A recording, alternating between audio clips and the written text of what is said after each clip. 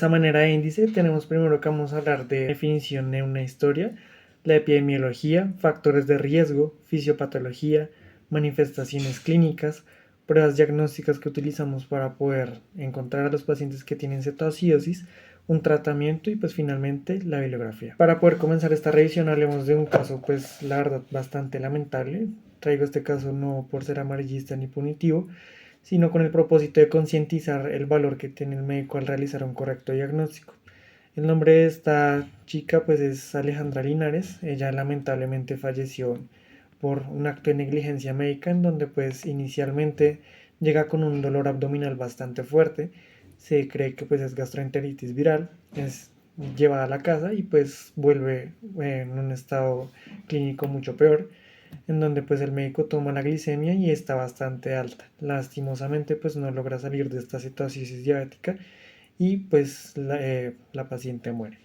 Entonces, para comenzar a hablar, empecemos con la historia. La cetoacidosis diabética comenzó a escribirse alrededor de 1800, en donde se detalló por primera vez un coma diabético. Ya fue hasta el 57, 50 años después que empezamos a escribir las acetonas. Y 20 años después fue que se encontró el beta-hidroxibutirato y la acetoacetato. Asimismo empezaron a ver que había una respiración como la respiración de Kussmaul, y a partir de ahí, luego el descubrimiento de la insulina, comienzan a generarse diferentes cambios en la mortalidad, que hoy llegan a tener menos del 1% en ciudades y países desarrollados. La cetoacidosis diabética es una enfermedad que cobra vidas, es una complicación aguda bastante frecuente después del estado hiperosmolar y se define como la presencia de cetosis, la presencia de acidosis metabólica y una glicemia que esté mayor a 200. Esta glicemia con respecto al tiempo ha venido cambiando. Antes teníamos valores mucho más altos, pero se ha encontrado que pues, los pacientes se llegan a presentar al servicio de urgencias con valores de glicemia un poco menores a los que se creían y aún así permanecer con cetoacidosis diabética, como veremos en la fisiopatología. En cuanto a la epidemiología, en países en vía de desarrollo, como ya lo mencioné, la mortalidad suele encontrarse a menos del 1%. Acá en Colombia pues la mortalidad es completamente diferente, como ya vamos a ver. Se creía que era una enfermedad exclusiva de los pacientes con diabetes mellitus tipo 1. Aún así encontramos que pacientes con diabetes mellitus tipo 2 que tengan pobre control o que pues simplemente no se tomen las insulinas, como puede ocurrir en un país como Colombia, puedan también tener probabilidad de tener cetoacidosis. Esta es una razón de 1/3 en pacientes diabetes mellitus tipo 2 y 2/3 diabetes mellitus tipo 1. Esta pues se ha encontrado que puede llegar a ser la manifestación inicial en pacientes pediátricos menores a 5 años, por lo que tenemos que ser muy rigurosos frente a los dolores abdominales, ya que pues la diabetes genera procesos de isquemia transitorios y bien uno de esos es la pared abdominal, generando pues un cuadro de dolor muy parecido, por ejemplo, a una apendicitis o ya en los adultos a una pancreatitis. Desde el 2002 hasta el 2010 se realizó un estudio bastante grande llamado Search for Diabetes in Youth, en donde encontraron que 30% de los pacientes con diabetes mellitus tipo 1 pueden debutar con cetoacidosis diabética, ya yéndonos hacia el lado de los adultos. En cuanto a la epidemiología en Colombia, encontré este estudio en donde pues, en un hospital universitario de Medellín toman una corte de alrededor de 170 pacientes para descubrir cuáles son los factores de riesgo más comúnmente asociados a el desarrollo de cetoacidosis diabética. Entonces encontraron que pues la edad generalmente en pacientes se encontraba que tenían 55 años. También encontraban que una hemoglobina glicosilada alta era un factor de riesgo, una hipoglicemia en las primeras 12 horas de hospitalización y demás. En cuanto a factores de riesgo, siempre tenemos que encontrar el factor detonante. En cuanto a factores detonantes, encontramos varios. Entonces vamos a tener, por ejemplo, aquellos pacientes que presenten infecciones, más comúnmente infecciones gastrointestinales o genitourinarias, ciertos fármacos antidepresivos, también tenemos ciertos fármacos antipsicóticos que aumentan el riesgo de hiperlipidemia y consiguientemente hiperglucemia. Asimismo encontramos que pacientes que tengan eventos isquémicos, eventos trombóticos como un ACV, un infarto agudo al miocardio, epilepsia y demás, tienen mayor riesgo de desestabilizarse y generar cetoacidosis diabética. En Colombia el principal factor de riesgo que encontraron fue la suspensión del tratamiento. Entonces, pues es el factor que más comúnmente se asocia en este estudio. También encontramos otras etiologías como por ejemplo el alcoholismo, una diabetes mellitus diagnosticada de nuevo o la suspensión del tratamiento como ya lo habíamos mencionado. En cuanto a factores de riesgo, pues está también el uso de inhibidores del SGLT2, que ya más adelante vamos a hablar de ellos, uso de drogas ilícitas, alcohol o que no sea adherente a la terapia con bomba de insulina. Asimismo, pues en cuanto al uso del ISGLT2, este pues es un fármaco relativamente nuevo que pues ha venido cogiendo fuerza, ya que pues es un fármaco que hace que nosotros generemos una glucosuria. En el túbulo distal inhibe la reabsorción de glucosa y generamos salida de glucosa. Al generar salida de glucosa no solamente generamos salida de esta molécula, sino también de agua y generamos hipovolemia. Como vamos a ver más adelante, la hipovolemia es uno de los factores que puede generar cetoacidosis. Asimismo, el SGLT2 estimula el glucagón, una hormona contrarreguladora de la insulina, y que se ha visto que pues la que mayor probabilidad genera cetoacidosis diabética es la canaglifosina. En este estudio pues mostraron que pues es una entidad relativamente infrecuente en la práctica clínica que genera cetoacidosis euglicémica. Entonces acá vamos a desglosar la fisiopatología de la enfermedad, basándonos ítem por ítem en qué sucede para generar beta hidroxibutirato y acetoacetato y la acetona. Entonces todo comienza con las hormonas contrarreguladoras. Vamos a tener un aumento del glucagón y de la hormona del crecimiento y pues del cortisol. El glucagón va a abrir la puerta a diferentes vías metabólicas no dependientes de carbohidratos, como por ejemplo la gluconeogénesis, la lipólisis y la proteólisis. Hablando de la proteólisis, en el músculo tenemos aminoácidos que van a generar ya sea acetil-CoA o van a poder generar HMG-CoA sintasa que posteriormente nos puede generar beta hidroxibutirato, ya que el cuerpo, al no tener un precursor de glucosa del cual generar entrada a la célula por la ausencia de insulina, empieza a prescindir de aminoácidos. También vamos a tener que se va a estimular la lipólisis. Entonces, como vemos en esta imagen, el músculo va a tener ciertos ácidos grasos, triglicéridos, que cuando estimulamos la lipólisis, entonces lo primero que sucede es que, bueno, la lipólisis va a escindir triglicéridos, ácidos grasos de cadena larga, en ácidos grasos de cadena corta o ácidos grasos libres. Estos ácidos grasos pueden pasar a la beta-oxidación o a la cadena de transporte de electrones para generar ya finalmente las moléculas de ATP. Pero ¿qué pasa? Se inhibe la malonil-CoA. La malonil-CoA pues es una molécula bastante importante, ya que esta nos va a estimular la carnitil transferasa. Esto es un lanzador, ya que los ácidos grasos no pueden pasar como Pedro por su casa por la mitocondria, necesitan de un mecanismo alterno como la lanzadera. Una vez pasa la lanzadera, pasa a una beta-oxidación y a la cadena de transporte de electrones. Como esto no está pasando, se empieza a acumular el acetil-CoA. El acetil-CoA al acumularse va a saturar el ciclo de Krebs y no va a generar. Al no generarse, empezamos a notar uniones de acetil-CoA con otros acetil-CoA y esto nos va a generar acetoacetil-CoA. El acetoacetil-CoA posteriormente se va a degradar y nos va a generar ya lo que viene siendo el primer cuerpo cetónico, que es el acetoacetato, gracias a la HMG-CoA. El acetacetato es el que nos va a generar acetona y beta-hidroxibutirato. Acetona y beta-hidroxibutirato. Estos dos, el beta-hidroxibutirato y la acetona, son cuerpos cetónicos que son bastante ácidos. Nos van a generar un cambio en el pH del huésped, en este caso pues el paciente que se encuentra enfermo, y el cuerpo pues al tener un aumento de hidrogeniones, lo primero que hacer es aumentar el bicarbonato.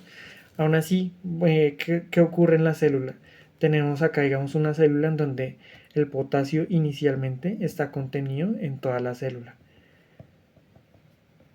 Al nosotros tener un déficit de insulina, que es una enzima que nos ayuda a mantener el potasio dentro de la célula, el potasio comience a salir de fuera de la célula. Entonces esa salida de potasio nos va a generar hipercalemia, ya que pues la mayoría del potasio que nosotros llegamos a medir no se puede, ya que está dentro de la célula, pero al ser el déficit de insulina sale. Pero como está en un constante, tiene muchos hidrogeniones, los hidrogeniones hacen que el potasio salga aún más. Esto acompañado de que la célula está hipertónica, es decir, está constreñida y necesita pues sacar todo lo que tenga dentro, y pues lo único que va a quedar son los hidrogeniones que justifican la acidosis. Asimismo vamos a tener que va a haber menor cantidad de aldosterona. Esta hormona se encarga de estimular la reabsorción de sodio para poder aumentar la volemia sacando potasio. Si no la tenemos correctamente estimulada, pues va a aumentar el potasio y va a retenerse mayor sodio y consiguientemente agua. En cuanto a la diuresis osmótica, pues vemos que es un círculo vicioso en donde inicialmente tenemos una hiperglicemia por un aumento de la insulina. La hiperglicemia nos genera una osmolaridad que hace que empezamos a perder líquidos, generando hipovolemia, y al tener hipovolemia vamos a tener menor perfusión renal, lo que nos va a generar un aumento del lactato y un aumento de la acidemia de ese paciente.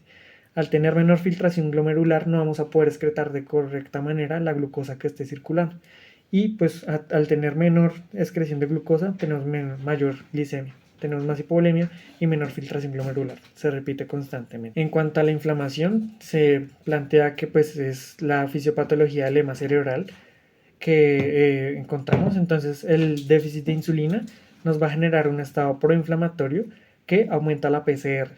El aumento de la PCR, por así decirlo, recluta ciertas citoquinas proinflamatorias como la interleucina 6, el factor de necrosis tumoral alfa, que generan una menor acción de la insulina. A pesar de que tenemos poca insulina, generan menor acción de esta, haciendo que aumentan las especies reactivas de oxígeno que son dañinas para la célula, generándonos daño epitelial, y esto puede llegar a explicar el edema cerebral. En cuanto a manifestaciones clínicas, pues traía este video que muestra cómo es la respiración de Kussmaul, en donde tenemos inspiraciones y expiraciones profundas.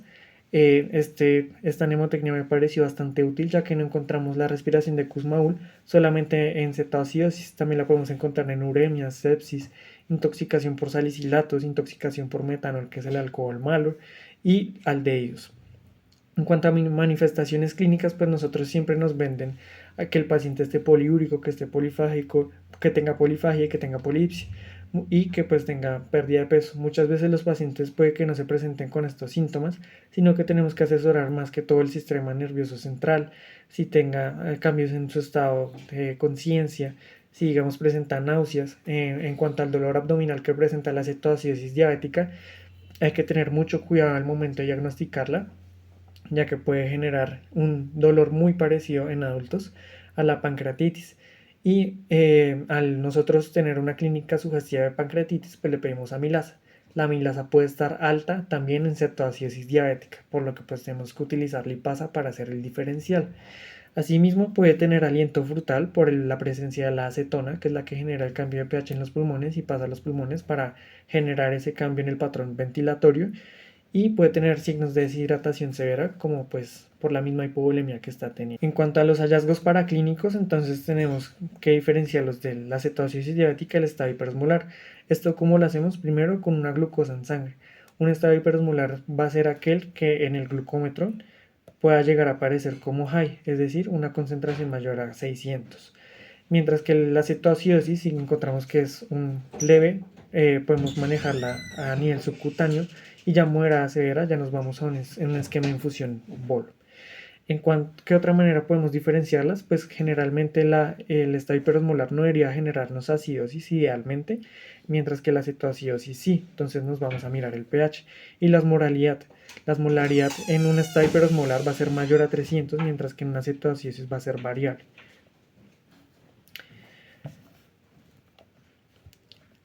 Asimismo, pues esta es una clasificación de la Asociación Americana, de la Asociación Británica y de la Asociación Pediátrica para Diabetes, que más que todo clasifica la cetoacidosis dependiendo de los gases arteriales, y pues en todas encontramos que tienen unas cetonas aumentadas, ¿Qué mensaje hay que dejar acá? Pues que las cetonas que nosotros utilizamos preferiblemente sean tomadas en sangre, ya que a nivel urinario pueden generar falsos negativos o encontrarse mucho más bajas que en sangre. En sangre vamos a medir el beta hidroxibutirato. Esto pues es con una máquina especial y lo que propone, digamos, la guía inglesa es que realicemos seguimiento al paciente con unas cetonas. Igualmente en Colombia es bastante complicado porque puede ser un examen costoso y que muchas veces los resultados no los vamos a tener a la mano para realizar el control del paciente. En cuanto a complicaciones, como ya les mencionaba, la más frecuente pues es el edema cerebral.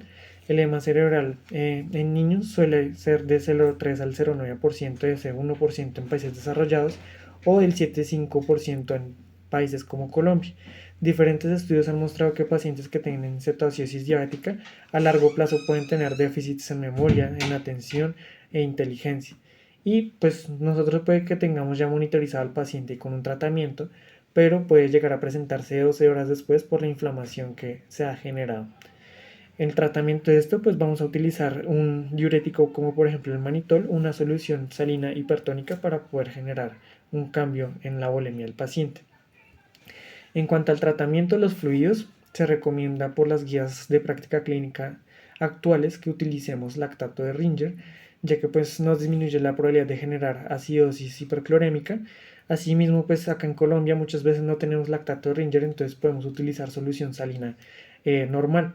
Esto es evaluando al paciente, cómo está la volemia del paciente, y pues vamos a tratar de reponer el volumen que ha perdido en las primeras 8 a 12 horas un 50%. Ya si tenemos un compromiso bastante alto, pues tenemos que monitorizar al paciente en una unidad de cuidados intensivos.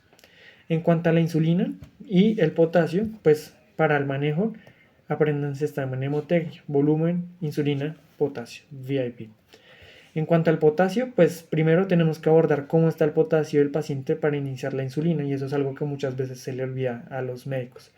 Y es que tenemos que tener el estado del potasio, ya que no sea que iniciemos insulina y está hipocalémico y nosotros agravemos esa hipocalemia generando cambios electrocardiográficos. Entonces, si el potasio es menor a 3,5, iniciamos la reposición de 10 a 20 mil equivalentes. Y lo mismo si es de 3,5 a 5. Si es mayor a 5, pues la vamos a vigilar cada 2 horas. Hay cierta relación que por cada eh, gramo de glucosa que haya de insulina se va a generar un cambio en el potasio, para que lo tengan en cuenta. En cuanto al esquema de insulina, entonces pues primero tenemos que determinar si el paciente puede comer o no. En cuanto a la insulina subcutánea, pues iniciamos a una razón de 0,1 unidades kilo y lo seguimos de un bolo inicial de 0,1. Si el paciente no puede comer, iniciamos primero el bolo y luego la infusión. Que se ha demostrado que las pacientes con infusiones subcutáneas de rápida acción no son inferiores al esquema bolo o al esquema de infusión, por lo que también podemos llegar a considerarlo. Entonces, una vez realizamos esto, a la hora tomamos otra vez una glucometría y si no baja de 50 a 70, repetimos la dosis, pero esta vez doblándola. Y luego de esto, si la glucosa no ha bajado en este instante a menos de 250 miligramos por decilitro, pues volvemos a repetir el algoritmo. En caso de que sí lo haya hecho, vamos a bajarlo a la mitad, a 0,05 unidades kilo, y podemos considerar pasar al paciente a insulina subcutánea. Una vez el paciente ya pueda comer y se estabilice, podemos empezar a pensar en un egreso, que ya más adelante vamos a pensar cuándo dar egreso. Algo importante que mencionar, que me faltó en la diapositiva anterior, es que una vez el paciente esté controlado, nosotros no podemos dejar el paciente listo, acabó el esquema basal y el esquema de infusión, lo vamos a dejar sin nada. No, tenemos que dejarlo en un esquema basal bolo por lo menos 4 horas antes para que no nos haga una hiperglucemia de rebote y pueda volver a tener cetoacidosis diabética nuevamente. ¿Qué pacientes se benefician del bicarbonato? Pues muchas veces está debatido, al igual que el uso del fosfato. Lo vamos a utilizar en aquellos que tengan un pH menor a 7 o que tengan hipocalemia con hallazgos en el electrocardiograma o un potasio sérico mayor a 6,4. La administración de bicarbonato tiene que sopesarse muy bien, ya que puede que estemos repercutiendo en estos dos escenarios clínicos, pero podemos estar generando una alcalosis que luego el tratamiento puede generar otro tratamiento y mayor complicación para el paciente. La reposición de fosfato está indicada solamente si tiene menor a 1 miligramo por decilitro y si tiene disfunción cardíaca, tiene anemia hemolítica o desarrollo de presión respiratoria. Lo agregamos a 20 a 30 en la solución de 1 litro que tenga. Para el egreso debemos considerar que el paciente pueda comer por sí mismo, que tolere la vía oral, que no tenga síntomas neurológicos, que tenga una glucosa en sangre menor a 200 miligramos por decilitro, que el bicarbonato esté bien, que no tenga acidosis metabólica y asimismo que tengamos ya cuadrado el esquema basal bolo para el paciente. En caso, acá hay que diferenciar si es un paciente de nuevo o un paciente que ya venía presentando diabetes mellitus. Como ya mencionamos, puede presentarse en diabetes mellitus tipo 1, tipo 2 o en las otras formas que se han descrito en la literatura últimamente. Esta fue la bibliografía que utilicé y pues no siendo más, muchas gracias.